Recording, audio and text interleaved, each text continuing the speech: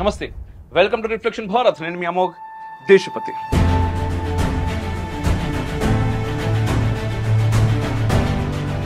ఒక్క భారతదేశంలో పాలు అనంగానే గుర్తొచ్చేది ఆహారం మాత్రమే కాదు, అభిషేకం కూడా. అంటే పాలు ఒక పవిత్రమైన ఆహారం మన హిందువులకి. కానీ ఇప్పుడు ఈ పాలలో వెజ్ పాలు, నాన్ వెజ్ పాలు కూడా ఉంటాయని తెలుసా మీకు? ఈ మాట వినంగానే ఇదేంది కొత్తగా పాలల్లో వెజ్ నాన్ వెజ్ ఎక్కడ ముచ్చట అని మీరు అనుకుంటున్నారు కదా. కానీ ఇదే పెద్ద సమస్య నేనంటే మీరు నమ్మరు.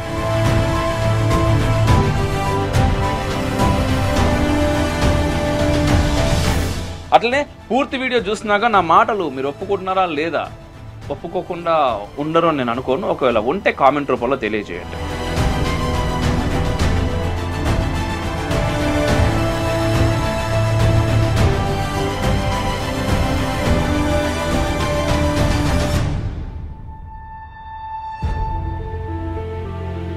భారతదేశం అమెరికా మధ్య జరుగుతున్న వాణిజ్య చర్చలు పాల విషయంలో ఆగిపోయినాయి.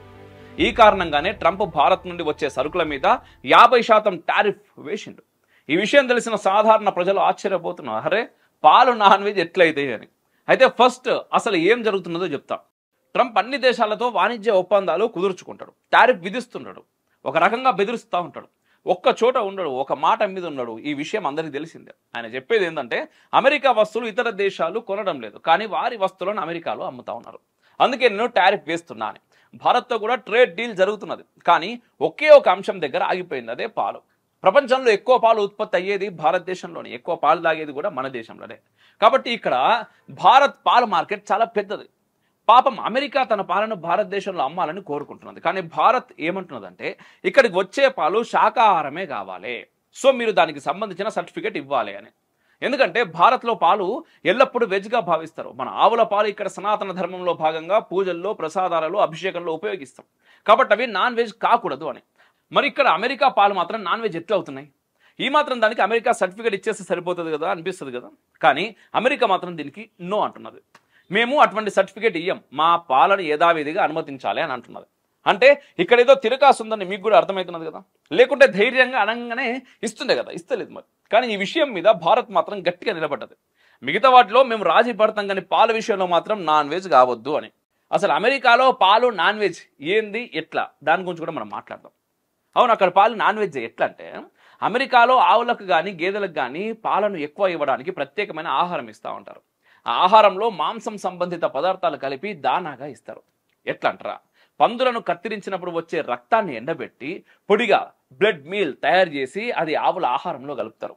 కోళ్ళు, పందులు, గుర్రాల వంటి జంతువుల మిగిలిపోయిన మాంసం, ఎముకలు, అవయవాలను పేస్ట్ చేసి ప్రోటీన్ పౌడర్గా తయారు చేసి ఆవులకు పెడతారు. అంతేకాదు కోళ్ల రెక్కల్ని, వాటి రెట్టల్ని కూడా ప్రాసెస్ చేసి పౌడర్ చేసి పెడతారు. చేపలను ఎండబెట్టి దంచి అవి తినే ఆహారంలో కలుపుతూ ఉంటారు. అంటే సకల దరిద్రం అంతా కలిపి సాధు జంతువులైన ఆవులకు తినిపించేస్తారు అన్నట్టు.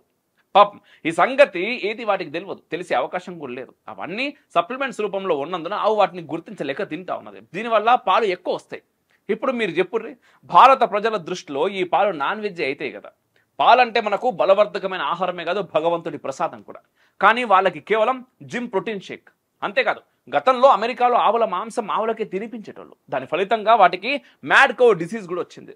ఆ దెబ్బకు 1997 నుంచి ఆవు మాంసాన్ని ఆవులకు ఇవ్వడాన్ని నిషేధించారు. కానీ పందుల రక్తం, కోళ్ల మాంసం, చేపలు ఇవన్నీ మాత్రం ఇప్పటికి ఇస్తూనే ఉన్నారు. అయినా ఇదేంది, వాటినే వాటికి ఆహారంగా ఇస్తే వచ్చే పాలను ఏమంటారు అసలు? నేనైతే జాంబీ మిల్క్ అని. ఇది ప్రోటీన్ మిల్క్ ఎట్లయితుంది? మీకేమైనా తెలిస్తే లేదా ఏదైనా కొత్త పేరు సజెస్ట్ చేయాలని కూడా కామెంట్ల రూపంలో తప్పకుండా తెలియజేయండి. కామెంట్లు ఎదురు చూస్తా ఉన్నాయి మీకోసం, నేను కూడా తెలుసుకుంటాను. మన దగ్గర ఆవులు తినే మేత మూలంగా అవి ఇచ్చే పాలలో ఔషధ గుణాలు ఎక్కువగా ఉంటాయి. అందుకే ఆవు పాలు సర్వరోగ నివారణ అంటూ ఉంటాం. మన ఆవు పాలకి తల్లిపాల తర్వాత స్థానం ఇచ్చారు. కాబట్టి భారత్ చాలా స్పష్టంగా చెప్పింది, ఇటువంటి పాలను మన మార్కెట్లోకి అనుమతించమని. ఎందుకంటే ఇది హిందూ, సిక్కు, జైన సమాజాల మత భావాలను దెబ్బతీస్తుంది. ముస్లిం వాళ్ళు మరి ఇటువంటిది తాగుతారా లేదా నాకు కరెక్ట్ క్లారిటీ లేదు, ఎందుకంటే ఆవు మాంసం తినడానికి కొంతమేర ఇష్టపడతారు. కాబట్టి భారతీయ ముస్లిమ్స్ అంటాను నేను, దీనికి ఖచ్చితంగా వ్యతిరేకమని నేను అనుకుంటా ఉన్నా. వాళ్ళు కూడా ఎవరైనా చూస్తారు, మనం ఖచ్చితంగా మన వీడియోలు చూస్తుంటారు కదా, మీరు కూడా కామెంట్లు చెప్పుర్రా, కామెంట్లో మీ అభిప్రాయాలు. సరే, ఏదేమైనప్పటికీ ఫైనల్గా ఏం చెప్తా ఉన్నారంటే ట్రంప్ గారికి, మీరు ట్రేడ్ డీల్ వదిలేసినా పర్లేదు కానీ మా పాల పవిత్రతను మాత్రం మేము వదిలిపెట్టమని భారత్ తేల్చి చెప్పేసింది. అందువల్ల పాల సమస్య పరిష్కారం కానందున అమెరికా భారత్ మధ్య వాణిజ్య ఒప్పందం కూడా ముందుకు పోతలేదు. సో మోదీ ఎప్పుడు చెప్తా ఉంటారు కదా, నేషన్ ఫస్ట్ అని చెప్పేసి. ఆ మాటకి అర్థమైందనేది మీకు ఇప్పటికన్నా అర్థమైందని నేను అనుకుంటున్నా. సో అది విషయం. ఎక్కడ మొదలైంది, ఎక్కడికి వచ్చింది. ఏదైనా కూడా మన కోసమే బా. మనం స్వతంత్రులం కావాలి అంటే ఆల్రెడీ స్వతంత్రం వచ్చేసింది కదా ఎప్పుడో అని అనుకుంటున్నారు మనం చాలామంది. అనుకుంటున్నప్పటికీ కూడా బానిస భావజాలం లోపల నుంచి పోకుండా స్వతంత్రం రాదు. సో ఆ బానిసత్వపు భావజాలం మన మెదళ్లను వదిలిపోయినప్పుడే మనకు అసలైన స్వతంత్రం వచ్చినట్టు. అప్పుడు ఏం చేస్తాం మనం? ఆడి మీద ఈడి మీద ఆధారపడకుండా మన మీద మనం నిలబడతాం. ఆ నిలబడే రోజే అసలైన స్వతంత్రం భారత్కి. అట్లా రావడానికే ఇట్లాంటి అవకాశాలు అప్పుడప్పుడు ప్రకృతి సృష్టిస్తూ ఉంటుంది. దాన్ని మనం గమనించుకోవాలి. జై హింద్ మేరా భారత్ మహాన్.